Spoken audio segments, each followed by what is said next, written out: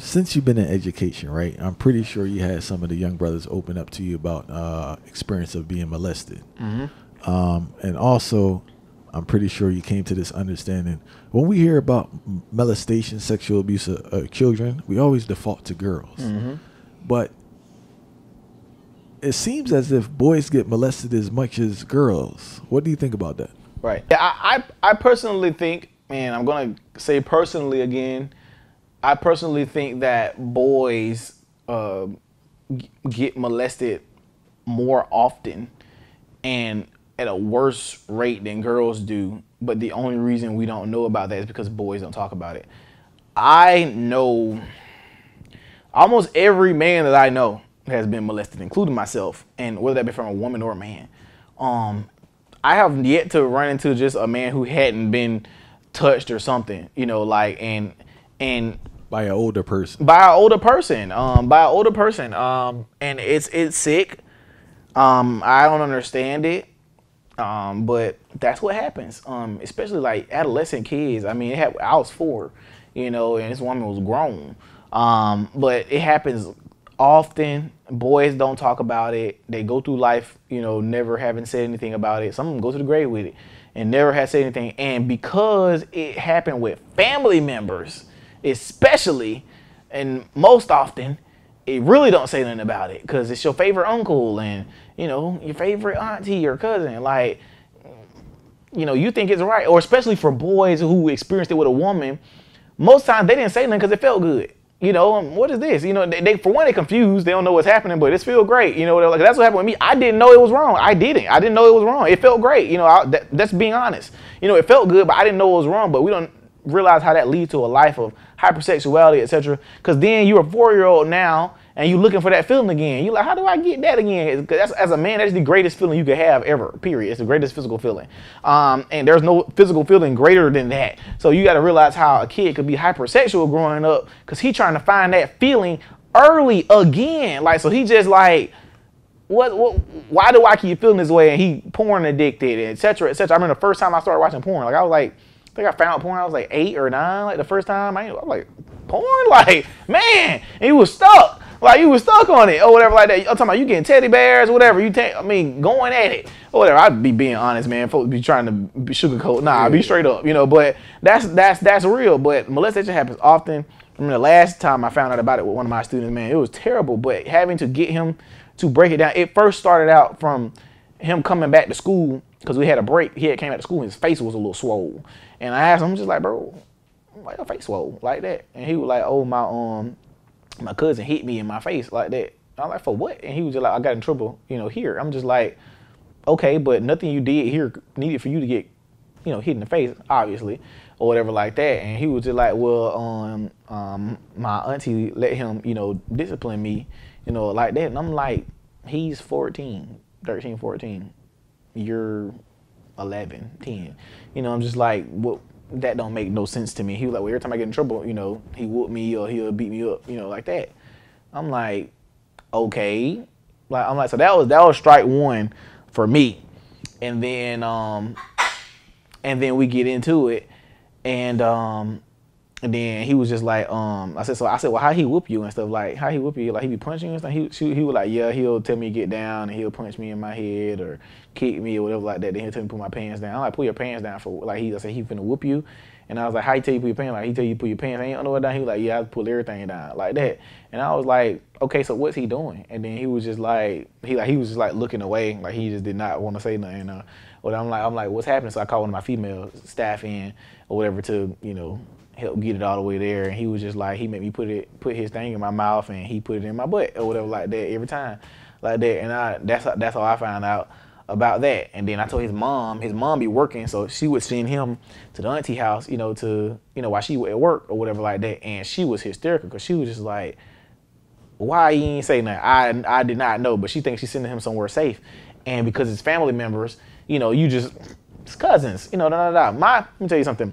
My uncles, etc., they all say, they don't even care if they're siblings, that boys and girls, you know, don't need to be around each other like that. And boys especially just need to be watched or whatever, especially when they're at that age like 13, 14, because you're going through puberty, etc. Not saying that any child is just gonna go touch anything, but you don't want to get the curiosity moving, especially in this day and age, to a point where he might think of something.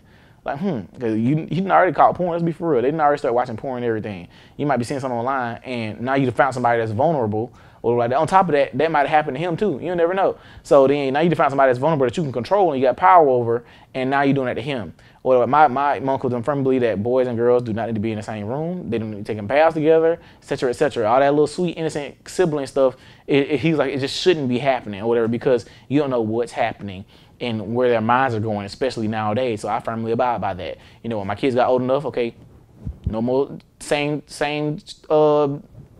No, y'all taking a different bath or whatever now. Just when y'all get a certain age, because as soon as I look like y'all start trying to explore, all right, bath time separate. You know, like take your own bath now. You know, but they don't fully understand it. But I understand what's happening. You know, like that, and I don't want no type of curiosity to get, you know, where anything could happen like that. And I firmly believe that's the type of stuff that happens. And it happens all the time with boys. I think it happens all the time. I don't care what nobody says. It happens often. And these boys won't say nothing. For one, especially if it's a woman, because it feels good. And for two, if it's a boy, you're too embarrassed, especially in this day and age. And if it weren't for us, that would have never been found out. And he probably did that for years. Never know. Never know how long he had been doing it to start out, and don't know how long it would have kept going on if we didn't intervene. Like, and just notice him. Like, because people don't even just pay attention. Like, let me tell you the first sign that we knew something was happening, and people don't pay this any attention either. He was peeing in the bed, but the pee was so strong. I mean, like, it would fill the entire school. I mean, bro, the smell was crazy. Like, one or two other kids may pee in the bed here and there. Whatever. But the pee was so strong, we just knew something was wrong. We was like, ain't no way. Because that's one of the first signs I was taught, you know, that something's happening, is the constant pee in the bed and the smell or whatever. It was terrible. We had to throw mattresses away. Like, that's how bad we couldn't even just clean it. Like, it was disgusting or whatever. So I even had to put them on, you know, some depends to go to bed. Like, man, like, my God. That's the first sign that I knew something was wrong, that pee smell. It was terrible. But more stories. I mean, it's happened more often than not. And so you said you were 4, bro? Mm-hmm. How old was the lady? In like her early 20s, I believe. So how'd that work out? This was my godmom. She actually just passed away like a couple months ago. This is my godmother's daughter, and I can't get into specifics. Jesus Christ. But anyway, this is my godmother's daughter.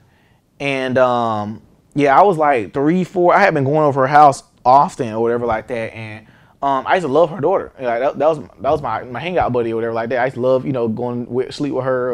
I'll go sleep with my godmom sometimes. I'll go sleep with her sometimes. But like, I can't remember like when exactly, but I just remember like she used to pull me under the cover like that or whatever like that, and, you know, handle business or whatever. But I didn't know what was going on. You know, this is her. You know, this is my. You know, that's what I always wanted to be around. But then she used to make me feel good, like real good. So I'm just like, yeah, I really want to be around her now. So I used to want to go there all the time. Like, hey, mom, can I go to my godmom's house? I used to ask all the time. You know, but my mom had this thing where she always asked me, you know, somebody touch me. My mom might have always asked me that everywhere I have went. Even if I went to my grandma's house, she would ask me, has anybody touched me? You know, like that. And so, but at the time, again, I'm thinking that I'm supposed to be feeling something bad. Like when she said somebody was touching me, I'm thinking somebody's hurt me or something like that. So I'm just like, nah, I'm good. Anybody touch me, you know, whatever like that. So when we got into it again, she asked somebody to touch me. I finally was like, yeah, somebody touched me or whatever like that. When she like explained it or whatever like that, and then that situation, you know, got handled or whatever like that. But so at least that your parents acknowledged it and dealt with it. Yeah, that got nipped in the bud, got dealt with, whatever. But, you know, they didn't know till I said something. But my mama said she was like kind of skeptical, because she was just like, why he keep wanting to, like, she kept wondering why I was like addicted to going over my godmom's house like for a long time. But yeah, that's how that happened. So do you think as this because I think your generation is much more verbal than my generation in regards to molestation, and I think it would just increase because people are just more talkative. I don't know, whatever. I don't know what the term to put. People just want to be seen. Yeah, they want to be seen. People want to be seen. They'll tell that story, you know. Yeah, people want to be seen. People want to tell a story, but also now it's like, because of where they've taken these stories and stuff, it's like hard to believe people too, because you find out people been lying for so long, and capping on stuff. Yeah, you know, or exaggerating stuff, or this didn't happen, or whatever like that. Like, it's like, man, like, does this stuff actually happen now? Like, it's just like, my God, you know, who to believe and who not. Like, because there is a positive to it, because there have been many men and people who've been accused of these things who actually didn't do these things. And I think that there should be some type of justice for those people, because that happens often too, where people accusing, you know, men of doing stuff or sending this or that or whatever, and they touch this person or that person, and it becomes a thing. The accusation destroys you. Even if you get found out guilty, the accusation is done. You're this for life. You're a raper for life. You're a murderer for life. Like, if somebody accuses you of some chick right now comes out and say, "Oh, King Randall raped me," I'm going to be a rapist. Period. Point blank. Even if I prove it wrong, even if most of my base, you know, nah, he ain't do that. 10% of people are going to forever like associate me with raping. Like, that's just the game now. Like, that's just how it is. Like, even with, for example, my ex-wife, no matter what happens right now, even when I get married again, oh, he's a cheater. Like, that's just it. Because I did it before, sure. Or whatever like that. But even then, you know, that's just people are going to say, because you've got that moniker now. Once you get accused of it, somebody say something about it, that's it. Especially people who don't like you. If people don't like you and are waiting for you to fail, they're waiting for somebody to say something, and now it's gonna run with you forever, you know. So the last stat I want to clear up, bro, is that so when people think about the molester, they always think about some older guy, Chester the molester, right? But a lot of times, especially with boys, it seems like teenagers on the younger boys, man. It's teenagers or younger boys. Teachers, we knew. Be for real with you. We knew every dude at school that was smashing with teachers. Period. Point blank. We knew it.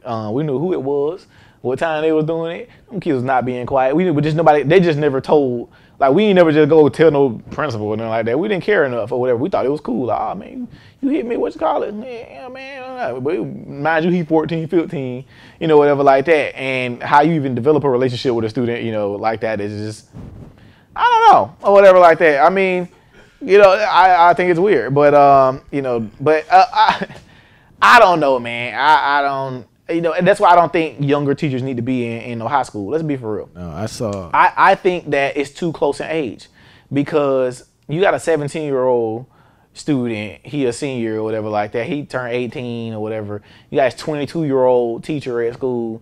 He big enough. He got a beard. He look grown. I don't think that is the proper arena for her to be teaching.